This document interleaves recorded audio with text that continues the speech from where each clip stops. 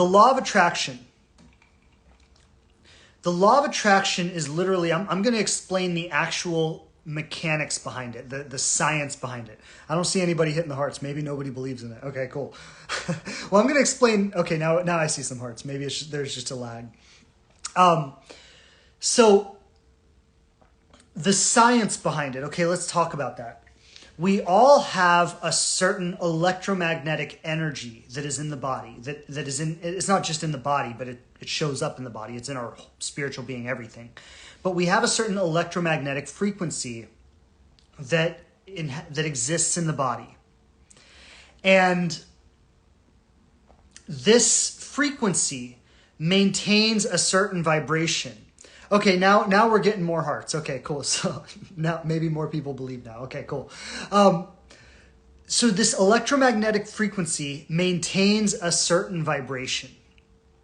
And this vibration, and there's a lot of science behind this, but you've got to kind of do your own research because this isn't being published in like mainstream journals and stuff, because we just haven't gotten to the point in our consciousness where we're willing to allow these kinds of things in yet. So, most of the experiments around these kinds of things are being done in private research facilities, things like that. But there is research out there that's proving the truth in all of this. But anyway, this electromagnetic frequency that is in your being is literally calling out to everything in the universe that is within range of that frequency. Okay, so let's just say, and this is completely arbitrary, but let's just say you're at a level 300. And again, this doesn't mean anything really, but we're just using this as an example. Let's say you're at a level 300. Okay, so you might be able to have within your experience everything from a level 250 to a level 350. All right, so if you're at a level 300, then within your experience, you could have anything that's from a level 250 to a level 350. And that would be your entire world. Your entire world would be made up of that. So you would sit there and then you would talk about the way things are. And you would say, things are like this and things are like that. And people are like this and women are like this and men are like this and on and on and on and on and on, right? You would talk about the way things are. And you would think that you were describing reality. And what you wouldn't realize is that you are actually maintaining that vibrational state in which level 250 to level 350 is all you can experience. And you're literally maintaining that state by continuing to talk about the way things are. And you're making it such that nothing outside of that vibrational range could make its way into your experience. Now, if you were to, for example, say something like, I don't know how it is. I don't know how it is. I've had some experiences. Maybe I thought it was a certain way, but maybe it's not that way. I don't know. It could be different. I could be open to something new.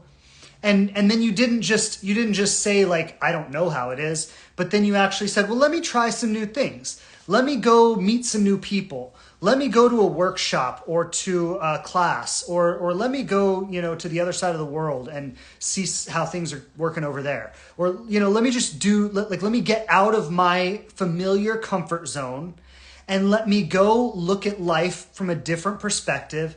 And let me see if I see anything different from that perspective. And if you were to do that, what might happen is you might go from a level 300 to a level 350. And now you can experience level 300 to level 400. And now, yes, you're still going to see some of what you already saw before. You're still going to see some familiar things. But there's going to be a whole 50 levels of possibility that did not exist in your reality before. And now it's there.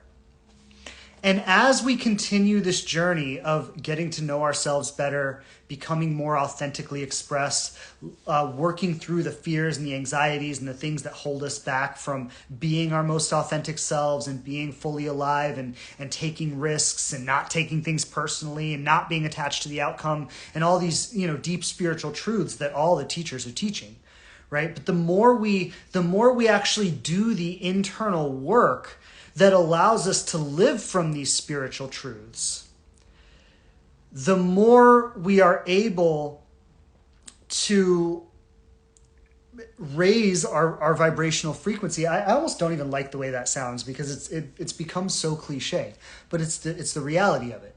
the more we're able to like raise that vibrational frequency and invite things into our reality that didn't exist before. So, for example, if somebody says, there are no good men out there. Let's just say that. And I don't want to make it just about men. It could be about women. I've heard plenty of men say there are no good women out there. They're all manipulative whatevers, right? So it goes both ways. So there are no good men out there. They're all liars and cheats and stuff, right? Well, okay, so what you might say to someone in that situation, or what I might say to someone in that situation, lovingly and compassionately, is, well, that may be true given the vibrational frequency that you've been operating in, right? That may be true given the level of reality at which you are inviting into your experience, right? So that may be true. That may be true, right? And I'm not going to dishonor that. I'm not going to say they're wrong about that. Based on the vibrational reality that they've been living in, that is what's true for them. Awesome. But now we've got to really start to come to a place where we recognize that we are not defined by the past.